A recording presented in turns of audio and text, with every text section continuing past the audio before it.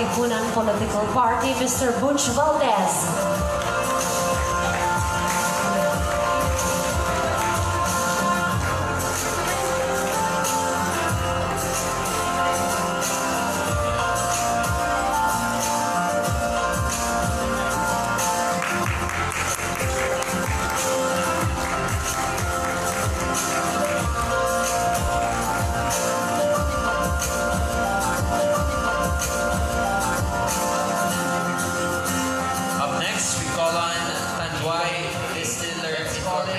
Chairman of the Katipunan ng Demokratikong Pilipino Political Party. Palakpakan natin, Mr. Butch Valdes.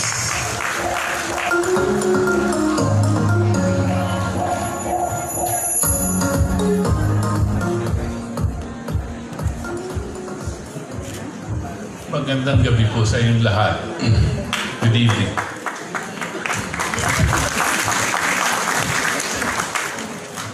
I am the last speaker, and maybe a sign of relief for some people. But being the last speaker has certain advantages. As everybody knows, you also have the last say. I was asked to give a summary of sorts, or a communique, on what might be a resolution, what might embody a resolution of the WPF Philippines in regard to this particular conference. So I tried my best. And again, being the last, I found the inspiration in the statements being made by President Igor Kardashian, as he spoke of the vision that he had of the WPF and the importance of philosophy and sublime thought. Let me go through this very quickly. I cannot overemphasize the strategic value of an international conference of this nature and composition. Conventions of various kinds organized by groups and associations continue to be held all over the world, but to my humble knowledge, none has been convened of this nature and purpose. It is not organized by any religious organization, yet it is full of spirituality. It is not organized by any political and ideological group, yet it addresses the concern of the whole world's population. And that the conference is held here in the Philippines is indicative of the fact that the sovereignty of all nations, large or small, rich or poor, is a recognized principle.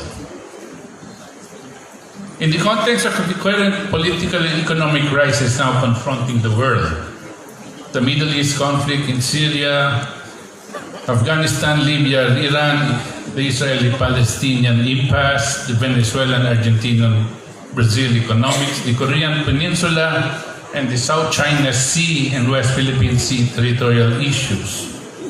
Tension has risen to unprecedented and historical levels, threatening global conflict which could very well annihilate present civilization. Where 30,000 or more nuclear warheads are in the possession of the superpowers, at 20 megatons each, ready to be unleashed in a war of total destruction with capability of killing the world's population 20 times over. While the hegemony of the Western powers is seen to be waning, their control over the world's monetary system collapsing, their economies in process of collapse as well, the US, UK, France, Germany, and allies have given indication of asserting themselves militarily in various regional theaters. The US pivot of 60% of the mighty naval power to the Southeast Asia, of which the Philippines is right at the center, has heightened a general apprehension not only on our people, but to the people of Southeast Asian nations and China. The causes of conflict have not changed over the history of mankind. Man, motivated by power and greed, tries to control and overpower his fellow man. These result in revolutions by the oppressed to change the oppressors, resulting in wars and world wars. But the strategic question confronting us today, as we have heard in the past few hours, what the problems of the world are. The whole civilization is actually threatened with extinction. If we want to create a new world order of peace and development to ensure survival and prosperity for all nations, how do we achieve this? A historical and important precedent is what was done after the 30 Years' War in the Peace of Westphalia. The end of the 30 Years' War was in 1648. It was a war which rampaged in waves, vicious and violent for 30 years, involving many countries, including Germany, the Habsburg or Austria, Hungary, France, Sweden, Bohemia or Czech Republic, Denmark, Spain, and the Netherlands. The Peace of Westphalia, when all the war parties came together, was the first time that the European community of sovereign states was established. And it was only possible because all of its members recognized each other as having equal legal standing and guaranteed each other their independence. It was clear that this not only required goodwill, but a minimum of efficient guarantees.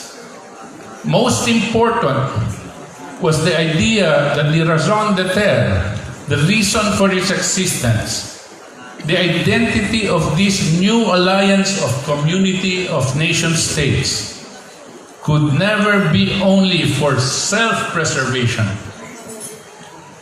It would be morally justified if it realized ideas and principles which had a higher unifying purpose than just survival of themselves. Such principles exist in the Treaty of 1648. Some were expressed for the first time in history. These negotiations lasted for 4 years. In the end, the Protestants, Catholics, monarchies, Republican forms of government were treated as having equal status in the negotiations on the treaty. The peace treaty defined the principles of sovereignty and equality in numerous subcontracts, and in this way became the constitution of a new system of states.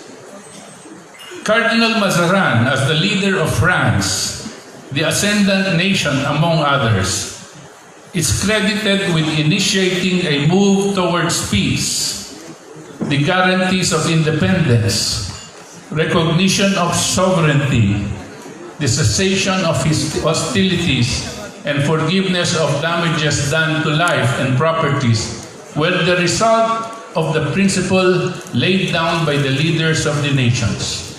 And to paraphrase the portion of that historical document, it reads, Article 1 of the Peace Treaty states, I quote, "And this peace must be so honest and seriously guarded and nourished that each part furthers the advantage, honor, and benefit of the other, and that both forms, from the side of the entire Roman Reich and the Kingdom of France, as well as the other way around, from the Kingdom of France with the Roman Reich, a faithful neighborhood should be renewed and flourish for peace and friendship and flourish again."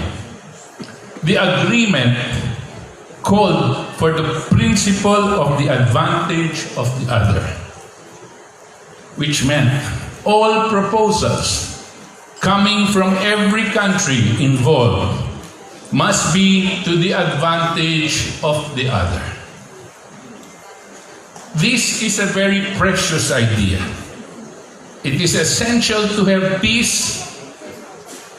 It is the idea of Nicholas of Cusa, who had in the 15th century that said that peace in the microcosm is only possible when you have the development of all microcosms.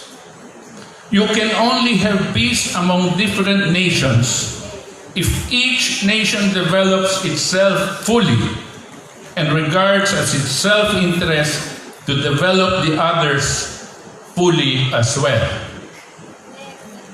The Treaty of the Peace of Westphalia states that peace is the highest goal of the community states. It was the first time that the framework was created where a different principle from that of the limitless right of the victorious party was implemented. The principle of might is right. This was a gigantic step forward in international law, where might is not right, and the stronger should not necessarily prevail.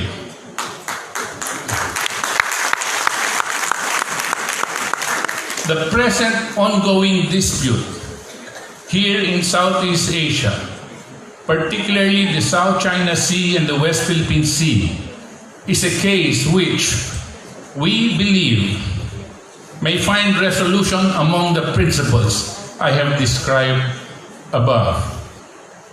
Ideally, the Philippine President Rodrigo Duterte may consider convening the 10 ASEAN countries to propose to all countries involved the very principles which have found acceptance in Europe in 1648 Treaty of Westphalia.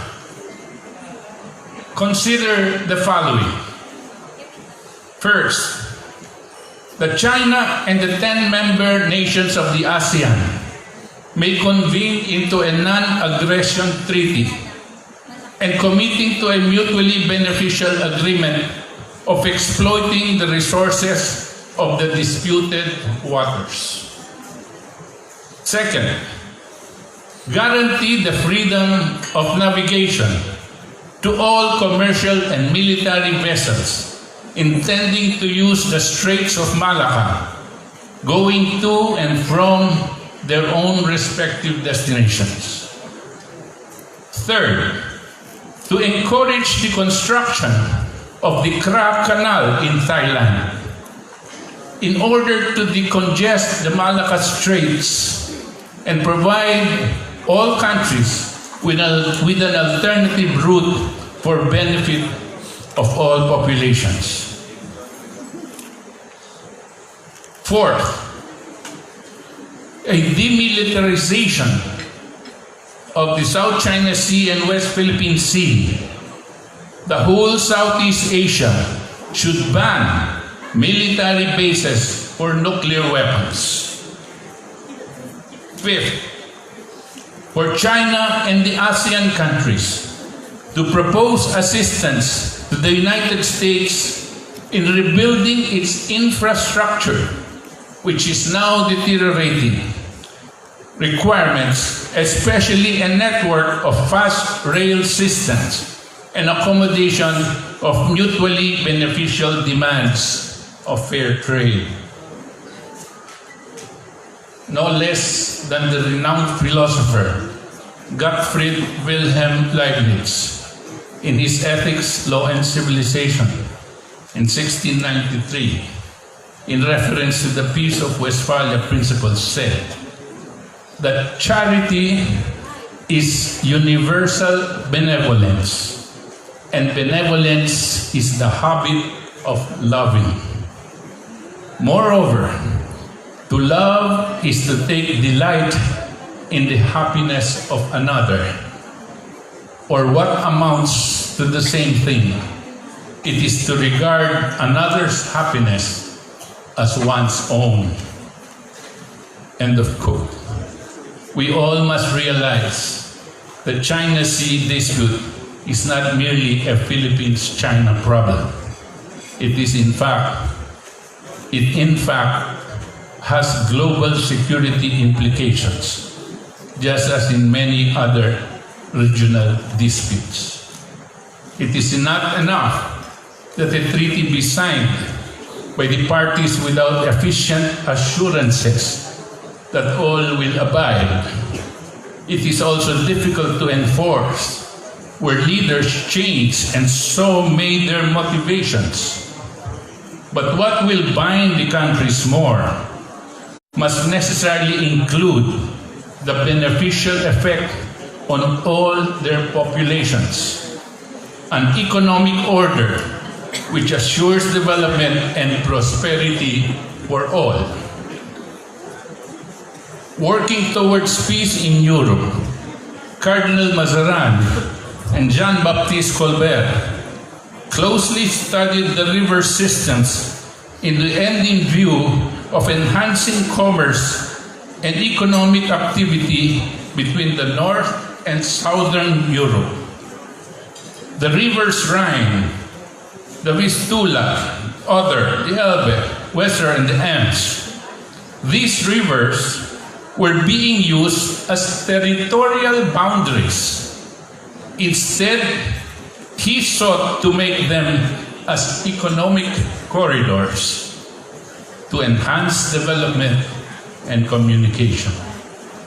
Mazarin understood that peace among nations must necessarily include a collaboration towards the prosperity of all if it is to last. Today, what better manifestation of this principle can be understood in the promotion of a historic effort by man, now committed to by 130 countries, to implement the One Belt, One Road project, now known as the Belt and Road Initiative, which aims to construct economic corridors of high-tech, fast rail systems which connects all 7 continents of the world by land. We will soon be able to travel around the world by land and transport cargo by land on a transportation system which can travel up to 1,000 miles per hour. The impact on the world commerce with this facility is obvious. Another great historical project of this century that continues to give us hope, which is ongoing and has enjoined all the superpowers, is the Moon-Mars project. The collaborative efforts of the US, China, Russia, India, including Japan, France, and Germany, are planning to land a team of astronaut engineers and scientists on the moon, construct a base station, and use the same to launch another team. for man to land in Mars. The stated moon landing goal is 2025. It is highly possible that before the decade is over, man will be well on its way towards realizing a collective effort in making another giant leap for mankind towards the colonization of Mars. Then, as now, mankind is at a crossroads. One path leads to war, despair, and destruction.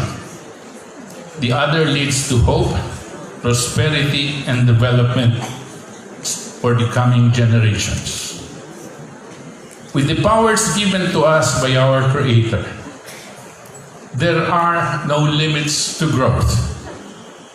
As history has taught us, if we are motivated by the common good and act benevolently to the advantage of the other, we will learn to use our rivers and our oceans and even outer space, not as territorial boundaries, but rather as corridors for commerce, economic and scientific activity to enhance the quality of life of all human beings on this planet.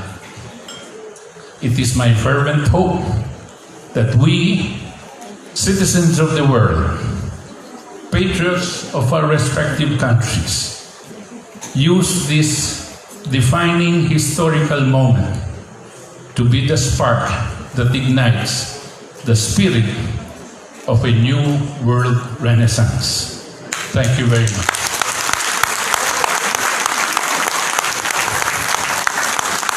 Ladies and gentlemen, Mr. Butch Valdes. Maraming salamat po. That's the way, that's how you end a very fruitful discussion tonight. Thank you very much, Mr. Valdes. But we still have one last person to call Yes. for closing remarks. So I would like to call on Professor Aurelio M. Iranzo, please.